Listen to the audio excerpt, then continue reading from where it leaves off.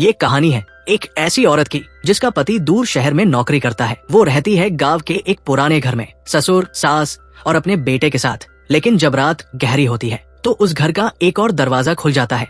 वही आता है उसका पुराना प्यार और शुरू होती है एक छुपी हुई मोहब्बत की दास्तान। कहानी में आगे बढ़ने से पहले अगर आप हमारे चैनल पर नए हैं तो चैनल को सब्सक्राइब कर लीजिए और वीडियो को लाइक करके हमारा हौसला बढ़ाइए। कहानी शुरू होती है केरल के एक छोटे से गांव से, जहां पूजा नाम की एक शादीशुदा औरत अपने सास ससुर के साथ रहती है। उसका पति सुरजीत शहर के बाहर नौकरी करता है और बहुत कम घर आता है। पूजा का प्रेमी है राजकुमार, जो कभी उसका कॉलेज जूनियर था।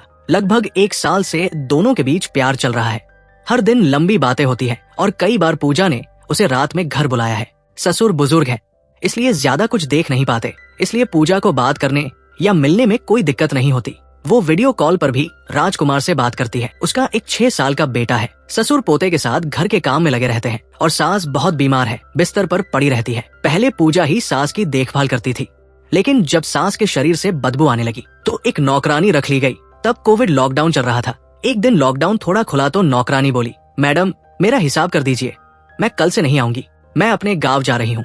पूजा बोली, जब तक नई लड़की नहीं मिलती थोड़ा और रुक जाओ। पर नौकरानी पैसे लेकर चली गई। अब पूजा को खुद सास की देखभाल करनी पड़ी। घर साफ करना, कपड़े धोना सब वही करती थी। एक दिन खाना बनाते वक्त उसे अपने हाथ से बदबू आने लगी। वो अपना बनाया खाना भी नहीं खा पाई। रात में जब पति सुरजीत का फोन आया तो पूजा गुस्से में बोली, क्या तुम्हारी माँ की देखभाल करने के लिए मैंने अपनी नौकरी छोड़ी थी? अब मेरे हाथों से बदबू आ रही है, कुछ करो, किसी नर्स का इंतजाम करो। कुछ दिन ऐसे ही बीत गए। एक दिन पूजा ने राजकुमार से कहा, मैं अपने बेटे को कुछ दिनों के लिए माँ बाप के घर भेज रही हूँ। राजकुमार खुशी से झूम उठा, मतलब हम मिल सकते हैं? पूजा मुस्कुराई और हाँ कहा। बेटे को भेजकर वो घर लौटी। उधर किरण और उसके दोस्त पूजा पर हंसी उड़ा रहे थे। वो औरत तो बहुत बदनाम है, कई लड़कों से रिश्ता है उसका। ये सुनकर राजकुमार गुस्से में भर गया, लेकिन एक दोस्त ने कहा, इन बातों पर ध्यान मत दे। फिर राजकुमार अपने दोस्त के साथ पूजा के घर पहुंचा। पीछे के रास्ते से अंदर गया। लंबे समय बाद दोनों मिले। कुछ देर के बाद राजकुमार बोला, जब से आया हूँ तुम उदास क्यों लग रही हो? पूजा बोली, मेरी सास की पूरी देखभाल मुझे करनी पड़ती है, मैं थक चुकी हूँ। अगर तुम मदद करो तो शायद इस दर्द से छुटकारा मिल जाए। राजकुमार हैरान हो गया। तब पूजा ने धीरे से कहा, आज रात हम मिलकर मेरी सास को मार देंगे, वो तो पहले ही बीमार है, किसी को शक भी नहीं होगा। राजकुमार डर गया, पर पूजा की बातों में आ गया। दोनों ने मिलकर कपड़े से सास का गला दबा दिया। फिर पूजा बाथरूम में जाकर रोई, पछताई, लेकिन जब लौटी तो देखा राजकुमार बहुत डर गया था। पूजा बोली, घबराओ मत, सुबह सबको बुलाऊंगी, रोऊंगी चिल्लाऊंगी, सब सोचेंगे कि कोरोना से मौत हुई है। सुबह जब वे देखने गए तो सचमुच सास मर चुकी थी, पर हत्या में इस्तेमाल हुआ कपड़ा गायब था। पूजा को शक हुआ कि ससुर ने देख लिया है। वो तुरंत ससुर के कमरे में गई। ससुर सोने का नाटक कर रहे थे। थोड़ी देर बाद कपड़ा दूसरी ओर मिला तो दोनों ने राहत की सांस ली।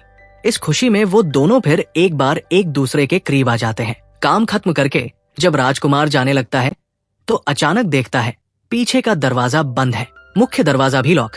दोनों फंस गए थे। अचानक ऊपर के कमरे से आवाज आई। पूजा सीढ़ियां चढ़ने लगी पर फिसल कर गिर गई, सिर फूट गया। तभी ससुर सामने आए। वो सब कुछ जानते थे क्योंकि उन्होंने बदला लेने की पूरी योजना बनाई थी। राजकुमार भागना चाहता था पर पूजा बोली, भागने से कुछ नहीं होगा, सब जान जाएंगे कि हम हत्यारे हैं।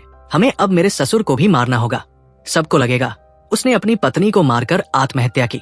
उन्होंने कुछ सेकंड में नई साजिश रच डाली। राजकुमार हैरान था मगर मान गया। पूजा लालटेन लेकर ससुर को ढूंढ रही थी। अचानक लालटेन फट गई, उसका हाथ जल गया। राजकुमार ने पट्टी बांधी। आखिरकार उन्होंने ससुर को ढूंढ लिया। राजकुमार ने पीछे से पकड़ा, लेकिन ससुर चालाक निकला। उसने राजकुमार को धक्का दिया और वो चाकू पर गिर गया। ससुर फिर गायब हो गया। कई कोशिशों के बाद भी वो उसे नहीं मार सके। तब पूजा चिल्लाई, अगर तुम बाहर नहीं आए तो मैं तुम्हारी बीवी की लाश यही जला दूंगी। ये सुनकर ससुर बाहर आया। दोनों ने मिलकर उसे मारा, लेकिन ससुर ने पलटवार किया, राजकुमार के घाव पर वार किया और पूजा की आंखों में उंगलियां डाल दी। दोनों दर्द से तड़पने लगे। ससुर अपने कमरे में गया और पुलिस को फोन किया। तभी पूजा पहुंची। फोन में पुलिस नंबर देखकर उसे समझ आ गया कि सब खत्म हो गया। वो बोली, पुलिस को आने में 30 मिनट लगेंगे, हमें इससे पहले इसे खत्म करना होगा। वो राजकुमार से बोली, अपने दोस्त को बुला लो, वो पीछे के पेड़ से चढ़कर अंदर आ सकता है। राजकुमार को अपने दोस्तों की बातें याद आई। वो औरत तो चरित्रहीन है। वो बोला, तूने मुझे धोखा दिया। फिर भी उसका दोस्त अंदर आया, लेकिन ससुर तैयार था। उसने उसके सिर पर कई वार किए और वो मर गया। ये सब देखकर पूजा डर गई। उसने अपने पति सुरजीत को फोन किया। कोई अजनबी घर में घुस आया है, उसने माँ बाप को मार दिया, अब मुझे मारने आ रहा है। राजकुमार ये सुनकर समझ गया पूजा उसे फंसाने वाली है। वो गुस्से में पूजा को मारने लगा जब तक वो बेहोश नहीं हो गई।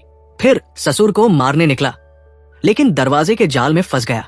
सिलेंडर उसके सिर पर गिरा और वही उसकी मौत हो गई। थोड़ी देर बाद पूजा को होश आया। वो ससुर को मारने गई, पर ससुर ने मुंह से चाबी निकाली, मुख्य दरवाजा खोला और बाहर निकल गया। उसी वक्त पुलिस पहुंच गई। सुबह घर खून से लथपथ था, हर जगह लाशें बिखरी थी। एम्बुलेंस आई, घायल लोगों को ले गई। कुछ देर बाद सुरजीत घर लौटा। उसने देखा माँ बाप के कपड़े बदले हुए हैं, बगल में एक मोमबत्ती जल रही है और यहीं फिल्म खत्म हो जाती है। अगर वीडियो अच्छा लगा हो तो इसे लाइक करें और चैनल को सब्सक्राइब करना ना भूलें।